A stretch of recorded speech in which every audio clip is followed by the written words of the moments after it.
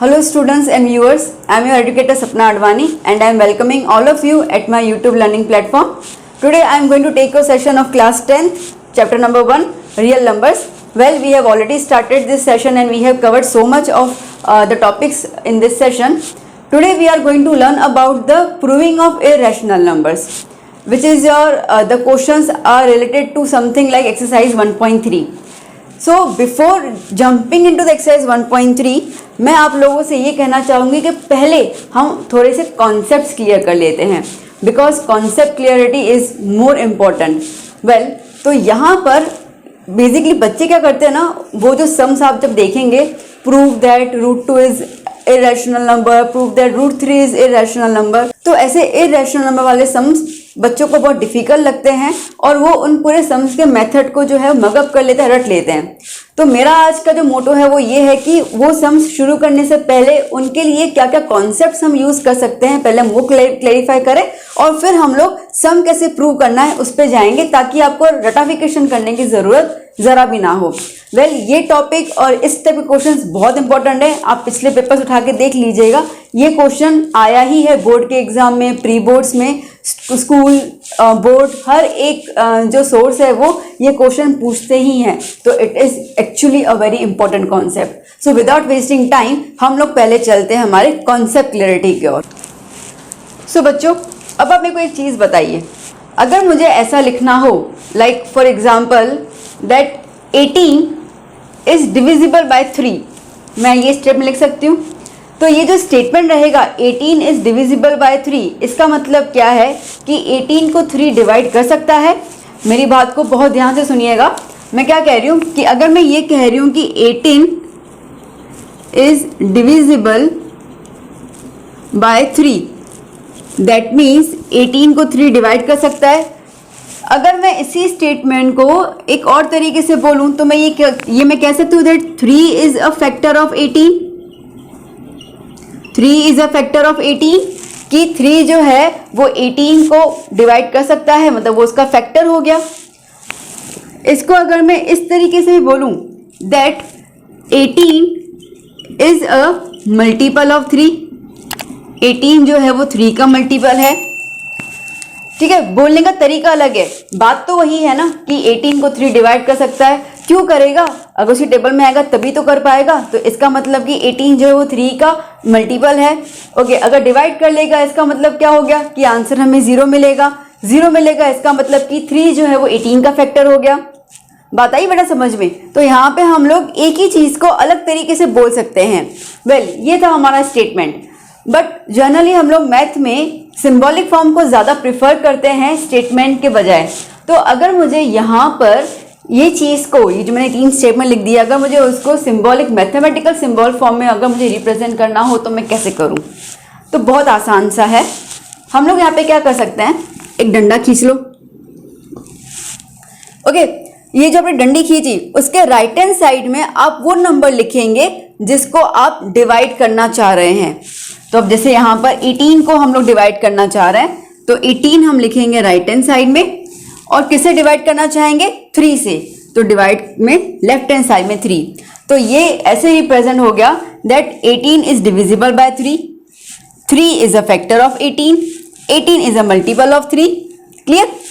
तो कोई भी नंबर, जैसे अगर हम लोग बात करते हैं यहाँ पे फॉर एग्जाम्पल 40, तो 40 को अगर 5 से डिवाइड करना है तो ध्यान दीजिएगा, दोबारा से राइट हैंड साइड में आप वो वाला नंबर लिखेंगे जो डिवाइड होगा, मतलब जिससे हमें डिवाइड करना है, और लेफ्ट साइड में आप वो नंबर लिखेंगे जिससे आप डिवाइड करेंगे. क्लियर? कोई शक, कोई डाउट नहीं होगा. तो यहाँ पर आपको इतना चीज क्लियर हो गया कि ये पूरे स्टेटमेंट को हम लोग सिंबॉलिक फॉर्म में कैसे लिखते हैं. ध्यान दीजिएगा, जब हम स्टेटमेंट्स को प्रूव करेंगे हमारे नेक्स्ट सेक्शन में, जब हम क्वेश्चंस को प्रूव करेंगे तो उस दौरान ये हम स्टेटमेंट नहीं लिखेंगे, उसकी बजाय हम लोग ये सिंबॉलिक फॉर्म लिखेंगे. तो that's why I am clearing your concept right now. तो हमारा पहला कॉन्सेप्ट यहाँ पे क्लियर हो गया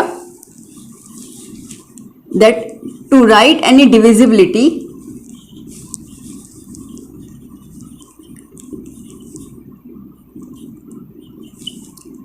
of any two numbers, we can say like b is divisible by ए। तो इस तरीके से हमें रिप्रेजेंट करना है। तो हमारा पहला कॉन्सेप्ट क्लियर हो गया। कोई डाउट हो तो कमेंट बॉक्स में ज़रूर पूछिएगा, होना तो नहीं चाहिए। अब हम लोग चलते हैं हमारे नेक्स्ट कॉन्सेप्ट पे। नाउ नेक्स्ट कॉन्सेप्ट जो रहेगा वो है वे ऑफ राइटिंग फैक्टर्स। अब बेटा इसको भी समझिए क्या कहना चाह रहा है इसके अंदर।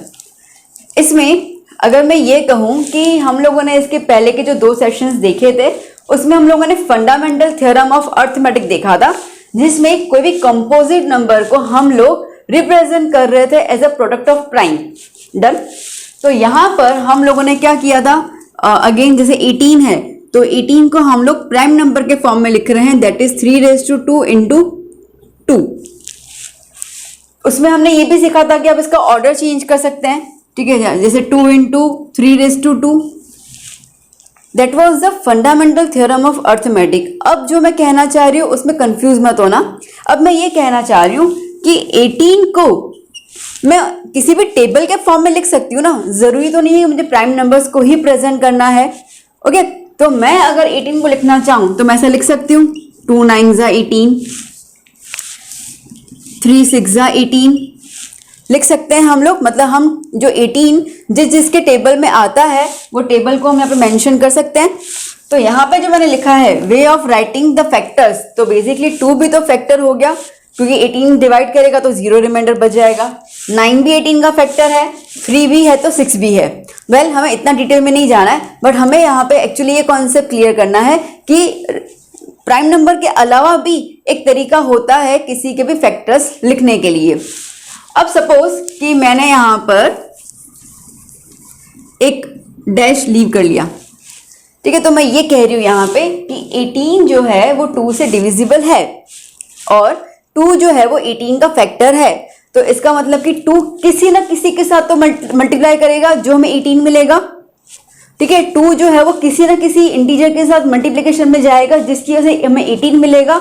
अभी के लिए हाथ आप समझ लो कि तुम्हें वो नंबर नहीं पता, आपको नहीं पता कि वो किस नंबर से मल्टीप्लाई होगा, तो हम उसको C लिख सकते हैं, एनी नंबर, M लिख सकते हैं, A लिख सकते हैं, कुछ भी लिख सकते हैं, वेरिएबल C तो मेंशन करने हैं हमें। तो हम यहाँ पे अभी एग्जाम्पल के तौर पे मैंने यहाँ पे C बता दिया।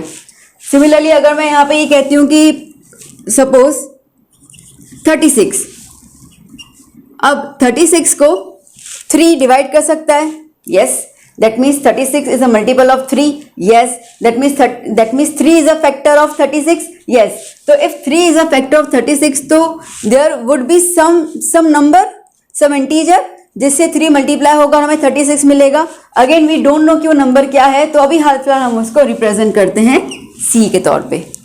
दिमाग क्लियर हुआ, समझ में आया हम लोग C किस हिसाब से लिख रहे हैं। 18 को जब आप 2 से डिवाइड करेंगे तो सपोज कि आप 9 लगा रहे हो, सपोज क्या पता ये टेबल 9 है, बट अब हमें ये चीज़ नहीं पता तो हम यहाँ पे C लिख रहे हैं। तो इन शॉर्ट जो हम लोगों ने यूक्लिड का नहीं देखा था A = BQ + R, ये वही आया। C हम फैक्टर की बात कर रहे हैं तो रिमाइंडर 0 आएगा, दैट इज तो फॉर श्योर। तो इसके लिए अगर हम A = BQ + R के कॉन्सेप्ट में जाए तो R तो लिखने की जरूरत नहीं है बिकॉज हमारा रिमाइंडर 0 आ रहा है। इतना क्लियर। यहाँ पर जो भी हम नंबर डिवाइड कर रहे हैं, 18 लिया, 36 लिया, कुछ भी, तो वो हमने A ले लिया, ओके, जिससे डिवाइड कर रहे हैं वो B आ गया। यहाँ पे Q की जगह हम क्या लिख रहे हैं, C। तो कहीं ना कहीं हम लोग यूक्लिड वाला ही कॉन्सेप्ट यहाँ पे अप्लाई कर रहे हैं।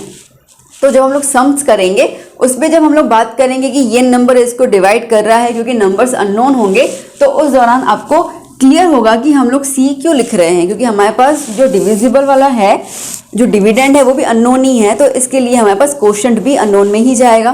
वेल वो सम करवाने के दौरान आपको ज़्यादा अच्छे से क्लियर होगा, अभी तो सिर्फ कॉन्सेप्ट की बात चल रही है। तो अगर मैं इस सेकंड स्टेटमेंट को समराइज कर लूँ हाल फिलहाल, तो हम लोग ऐसा बोल सकते हैं कि कोई भी नंबर जो है उसको हम लोग टेबल के फैक्टर्स के फॉर्म में लिख सकते हैं, लिख दिया। उसके बाद जो भी आप अगर एक नंबर लेते हैं प्राइम नंबर, ठीक है, 2 3, तो वो नंबर किसी और इंटीजर के साथ मल्टीप्लाई होगा तब जाके हमें 18 36 या एनी ऑफ द इंटीजर मिलेगा। तो अभी के लिए हम लोगों ने वो जो अननोन नंबर जिसके साथ वो मल्टीप्लाई होगा वो हमें नहीं पता, तो हमने इसको सी की तरह से मेंशन कर लिया। ओके, जहाँ पे आपको लगता है कि ये इंपॉर्टेंट चीज़ है ऑन द स्पॉट नोट करते जाना अपनी नोटबुक के अंदर, ताकि आप उसको भूले ना, बहुत ज़रूरी है ये। तो यहाँ पर फाइनली हमने इतना बता दिया that to writing any kind of factors a, हम लोग कोई फैक्टर है बी, उसके साथ हम लोग सी लिख रहे हैं, where C is one any kind of integer. Clear इतना? चलिए अब हम चलते हैं हमारे थर्ड कॉन्सेप्ट की ओर। थर्ड कॉन्सेप्ट जो है वो है कॉन्ट्राडिक्शन मेथड।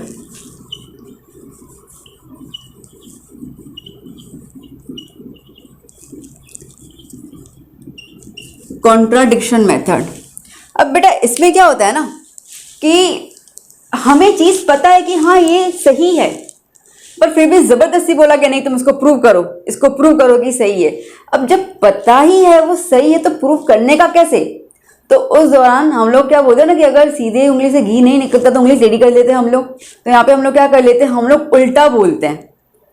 उल्टा बोलते हैं कि नहीं नहीं हाँ ठीक है ये तो चीज़ गलत है। गलत बोलते बोलते बोलते हम ये बोलते हैं कि नहीं भाई जो बोला गया वो सही है। मैं आपको एक एग्जाम्पल दे रही हूँ। आपके सामने एक स्क्वायरल है, खिसकोली, ठीक है। तो अब आपको कहा जा रहा है कि आप प्रूव करो कि वो स्क्वायरल है। अरे बात पता ही तो है वो स्क्वायरल है, इसको क्या प्रूव करना है, खिसकोली लग तो रही है ना, प्रूव करो। तो अब ये आप दिमाग लगाओगे। अब जब पता है पर प्रूव करना है तो चलो एक काम करते हैं, हम इसका कॉन्ट्राडिक्ट बोलते हैं, हम इसका उल्टा बोलते हैं। तो हम ये बोलते हैं कि नहीं वो खिसकोली नहीं है, वो तो चूहा है। हम ये कह रहे हैं कि वो खिसकोली नहीं वो चूहा है। और फिर हम ये एक्सप्लेन करते करते साइंटिफिक टर्म्स लगा के आगे की तरफ बढ़ते जा रहे हैं उसको देखने के लिए, और कह रहे हैं कि चूहा तो थोड़ा छोटा होता है, ये साइज तो थोड़ी ज़्यादा है, चूहे की पूंछ पतली होती है, इसकी पूंछ तो बालों वाली है, ठीक है। चूहा जो होता है वो फटाफट चला जाता है कहीं पर कोने में, घरों में रहता है, ये तो बाहर गार्डन में रहती है। तो ऐसे करते करते आपने scientific technologies, logic, mathematical concept लगा के आपने ये बोल दिया कि अरे माफ़ कीजिएगा मुझसे बहुत बड़ी गलती हो गई, ये तो सही में स्क्वायरल ही है, ये तो खिसकोली है। अब पता तो पहले से ही था हम लोगों को, पर प्रूव करना था, तो हमने क्या किया, उल्टा, ठीक है। हमने हमारी चीज़ को ही बोल दिया कि गलत है, हम लोग गलत हैं, फिर फाइनली बोल रहे हैं कि हाँ भाई हम गलत हैं तुम सही हो। तो इस तरीके के जब हम किसी भी चीज़ को प्रूव करते हैं जहाँ पे हमें पता होता है पर फिर भी हम उसका उल्टा बोलते हैं कि नहीं ऐसा नहीं है, और फिर एंड में आते आते बोल दे कि हमसे बहुत बड़ी गलती हो गई, माफ़ कीजिएगा, आपने जो कह दिया वही सही है, ठीक है, वो खिसकोली थी ना जो भी समय आपसे पूछा गया है। तो that is consider as a contradiction method, हमेशा उल्टा बोलने का। तो ये मैथमेटिकल, अभी तो क्या आप 10th स्टैंडर्ड में हम आगे भी जब आएंगे, आपके पास जब प्रूफ्स आते हैं, थ्योरम्स आते हैं, तो उस दौरान आपको कभी कोई चीज़ पता होती है या that this is a fact, this is a we could say actually a fact, पर फिर भी अगर आपको प्रूव करने के लिए मजबूर किया जा रहा है कि नहीं प्रूव करो, तो हम हमेशा उल्टे मेथड में जाते हैं, उल्टा बोल के हम उसको सही तरीके से प्रूव करते हैं। तो that is consider as a contradiction method. तो आपको क्लियर हो चुका होगा ये मेथड किस तरीके से फॉलो करना है। कोई शक हो, कोई डाउट हो, कुछ पूछना हो तो आप कमेंट सेक्शन में ज़रूर पूछिएगा, होगा नहीं मुझे दावा है। वेल, अब हम चलते हैं हमारे फोर्थ कॉन्सेप्ट की ओर, जो हमारे सम्स में हेल्पफुल रहेगा, और वो फोर्थ कॉन्सेप्ट है रैशनल नंबर्स।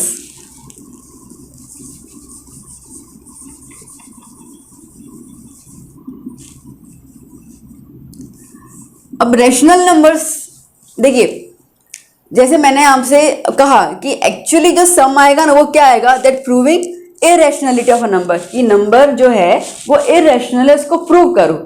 तो देखो बेटा, हमारे लेवल में अभी अगर हम 10th की बात करते हैं तो हमारे लेवल में एक्चुअली सिर्फ दो तरीके की नंबर्स की फैमिली आती है।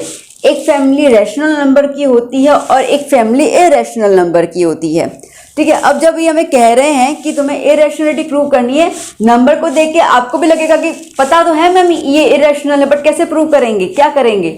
तो मैंने भी क्या कहा, उल्टा कर लेना, ठीक है। तो हम लोग क्या कहेंगे कि ना ये इरेशनल नंबर नहीं है, ये तो रैशनल नंबर है। ओके, अब रैशनल नंबर का हम कह रहे हैं तो वो किस फॉर्म में होगा, हम सबको पता है, ग्रेड 8 से हम लोग ये चीज़ करते आ रहे हैं। तो बेसिकली रैशनल नंबर हमेशा आते हैं P/Q फॉर्म के अंदर, जहां पे Q जो है वो 0 नहीं होता है, नॉट इक्वल टू 0। इतना क्लियर हो गया।